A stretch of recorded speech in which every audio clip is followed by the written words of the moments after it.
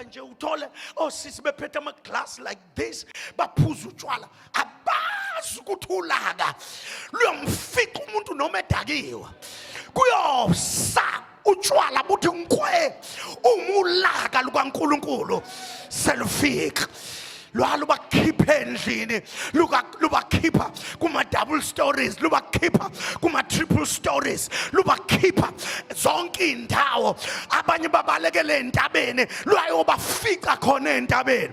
But this is something lithi iBhayibheli aphakama amanzi, phakama amanzi. That is what I want to talk about. Ukuthi aphakama amanzi. Enye yezinto that engithema ngivula amehlo ngifunda lama verse ngavula lama verse ngabona ukuthi hey seliguqubele eminyango kwelika moya seliguqubele.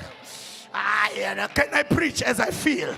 Seliguqubele kwelika moya. Uyabona asafuna abantu abanobuthongo lesikhathi, asafuna abantu abalele spiritual ngoba akusekho normal ngaphandle. Imbani ishonele khona into ezokwenzeka. Yacabanga abanye bafaka izibuko ezimnyama bahambe befaka ugwayi lapha benza yonke into, but abazi ukuthi seliguqubela amafu ayahlangana. Lamafu ahlanganayo awuphethe nje imvula aphethulaka lukaNkulunkulu. Lithi iBhayibheli aqala imvula layishaka kancane kwaqala zagcwala ihosha zamuka namaxoxo ahamba amaxoxo ngoba amaxoxo athathwa imihosha. Amaxoxo ahamba amaxoxo ngisho amaselesele athathwa imihosha aphakama amanzi angena manje emasimini akhukhula yonke harvest.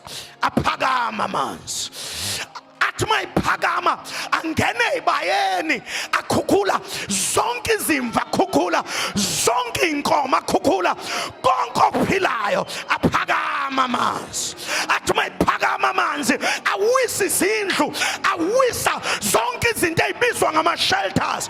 Onke ama-shelters aziwayo onke awa adlula amanzi. Aphakama athi mayiphakama amanzi lithi iBhayibheli ngesikhathi elokhu ephakama amanzi babalekele endaweni eyiphakemeyo ababuka nje athi siyezana lapho kwangesiwona amanzi lawa kwakuhulaka.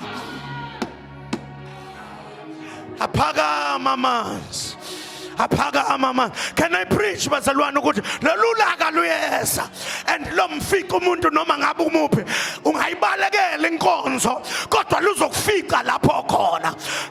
Abakhona bazalwane ayaphakama amanzi bathi bemi phezulu entabeni babona amanzi efika nakhona bacabanga ukuthi ngeke afike la eMount Everest. iMount Everest le is the highest mountain.